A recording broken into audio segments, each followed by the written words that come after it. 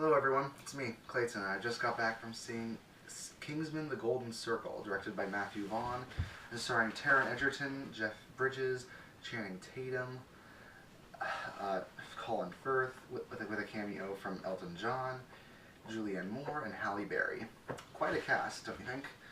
Anyways, when it comes to the first Kingsman: The Secret Service, it was probably one of my favorite films of 2015, with its stylish action, its fun characters, and its really ridiculous take on the spy genre. Now, with this sequel, it happens to bring back everything that you loved about the first film, while adding in a few new elements, but you could say it doesn't add enough to make it feel like a sequel, and it feels more like a greatest hits collection from the first Kingsman. So, if you're expecting a sequel that totally changes everything, this actually doesn't change as much as you'd probably want it to. But let's get to the story, shall we? The story takes place after the first film, as Eggsy has become a full-fledged Kingsman. However, after the Kingsman headquarters are destroyed by a drug cartel boss named Poppy, played by Julianne Moore, the Kingsmen have to find new allies in America known as the Statesmen, essentially the American counterparts of the Kingsmen who are in the liquor business.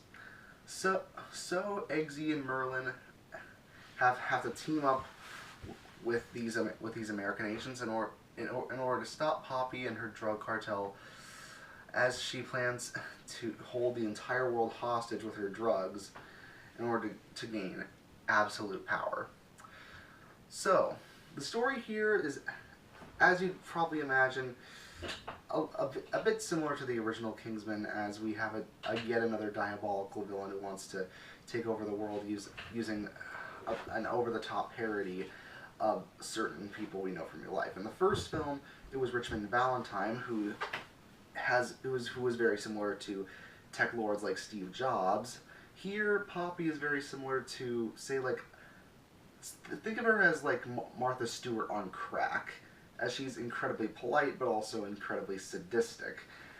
And she happens to rely heavily on 1950s nostalgia for her palace and her hideout. In my opinion, it actually makes her a pretty fun villain, and she is enough to carry the film. A lot of that has to do with Julianne Moore's performance, because even though the writing only gives her a couple of things to work with, she does work well with them.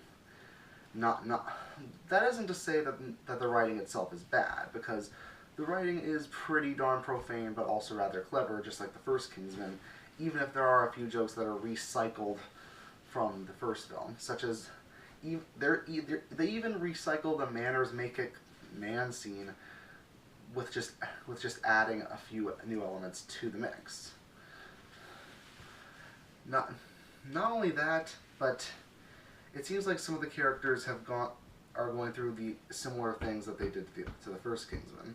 For example, Eggsy is still the profane but still gentlemanly spy you remember from the first film. Merlin is still snarky and intelligent, as he was, with not a lot of change given to his character. The list goes on. But the new characters are pretty fun when it comes down to it. Jeff Bridges, despite his limited screen time, is really fun as Champagne. Channing Tatum, despite also having limited screen time, really gets into his role as Agent Tequila. And Halle Berry is very enjoyable as Ginger Ale.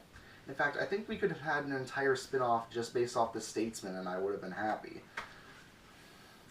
But as it works as a Kingsman film, there are a lot of good merits to it. The action scenes are very fast-paced, fun, and full of inventive choreography. This is Matthew Vaughn, after all. He's kind of a master of action, in my opinion. There's a lot of flashy visuals, just like the first film. There's an incredibly funny cameo from Elton John, who appears several times throughout the film, and every time he does, it elicited a laugh out of me. Plus, the CGI used throughout most of the film's action never looked distracting to me, and to me it just added to the ridiculousness of the film. In fact, that's how I describe most of the film. It's a ridiculous overdose of action and humor, but that's part of what makes it charming. It's just not as original as the first film, so if you do want to see a greatest hits collection of Kingsman moments, this will satisfy you. If you want something more, then you're just not going to get that much more.